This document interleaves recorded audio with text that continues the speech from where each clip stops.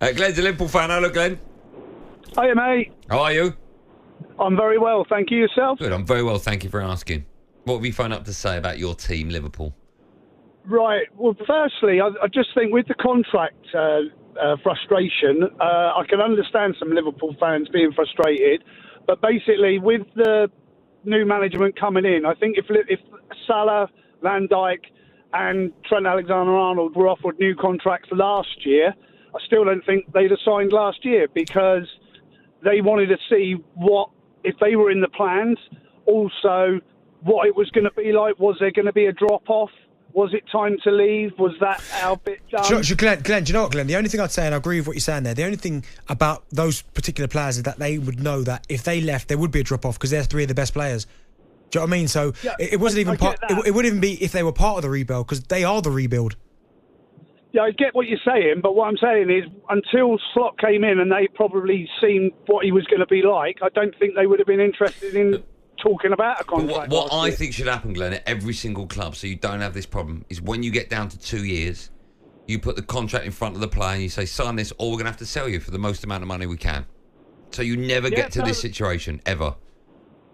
Yeah, I agree with that, but we are where we are, and I'm pretty sure that at least two of the three will sign. Okay.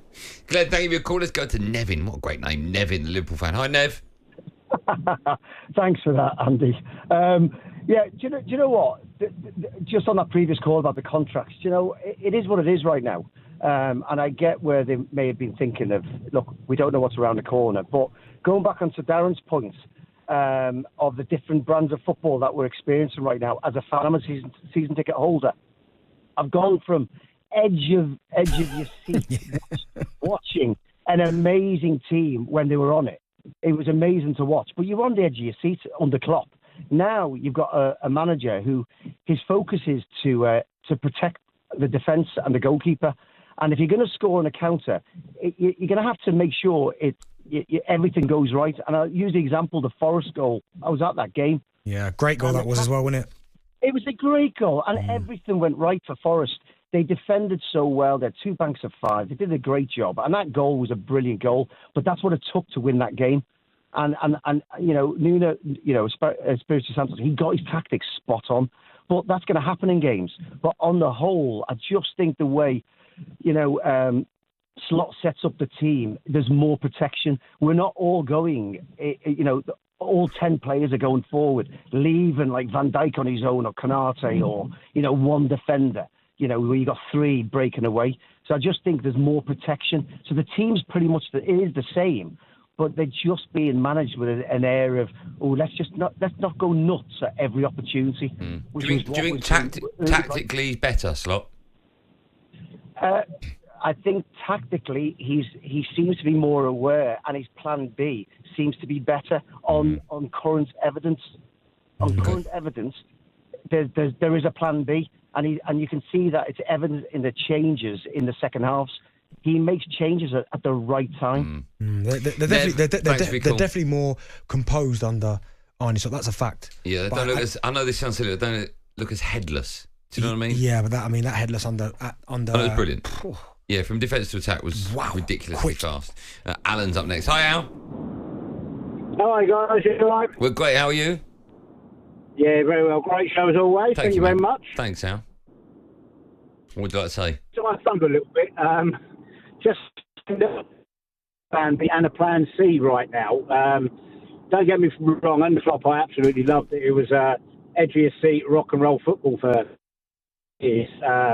Absolutely amazing, which we all fell in love with. But as he pointed out, we now have a plan B, plan C, plan D if necessary. Fulham on Saturday proved that. Just a complete reshuffle of the... It's not the best line in the world. See if we can get him back. While we're doing that, let's speak to Brian's up next. Hi, Brian. Evening, fellas. How are we? We're great. How are you? Yeah, not too bad. I just want to call. I think the last caller actually made a really good point. The one before that, I think when you've seen the difference, I don't think that we're better under Slott. I think it's different. I think Klopp would swarm you with intensity. Slott seems to be a lot more tactical. And I think a lot of people talking this season about Trent, they're saying how better he is defensively. I think it's because he's not getting exposed positionally as much because of the composure that Slott's brought to the team. you look at people like Gravenberch, Jones, all starting to excel because of, I think, the system that Slott's putting in for those type of players. It's not better, it's not worse. I think it's just different. And I agree with what Darren said earlier. I think 2 of the 3 will stay, 1 will go. How important is tonight's result for you? Oh, you always want to win a trophy. Yeah. So in that sense, yeah, you want to win. I think we will see a lot of rotation. I think talk is there's a lot going to be the younger lads that'll play tonight, especially at the back because of the injuries and not risking too many of the first team players, especially with Spurs at the weekend. Where's that game? Is it Anfield? No, Tottenham. Is it Spurs? Is it? That's going to be. Thanks for your call. That's going to be a real interesting game. Yeah, it will be. I mean, Tottenham. You don't know what Tottenham's going to turn up. But again, Liverpool just it is. I think he made a really good point there because you're right. Maybe Trent's not being exposed as much. He's not 1v1 because they're not throwing so many bodies forwards. You've got Gravenberch, he's turned into a revelation probably in terms of moving a player into position and then them taking it in their stride. He's been fantastic for Liverpool. 4:30 that one on Sunday, Spurs. Yeah, be a great game. Who do you think wins that? I think Liverpool. Oh, you don't know Spurs smash Man City. You don't know, do you? Although Man City, they're not doing that. Yeah, that's a very good point. Yeah, no, I agree with that. Ali's a Liverpool fan. Hi, Ali. Hi guys, you all right? We are all tickety boo. How are you today? Yeah, all good, thank you. I was just saying to your guys that you chat to that I just define it as Klopp being analogue and Slott being digital. Right. Everything is just so precise and so thought out and so considered. Or I guess a similar but different analogy. Klopp's is like a muscle car and Slott's like a Tesla.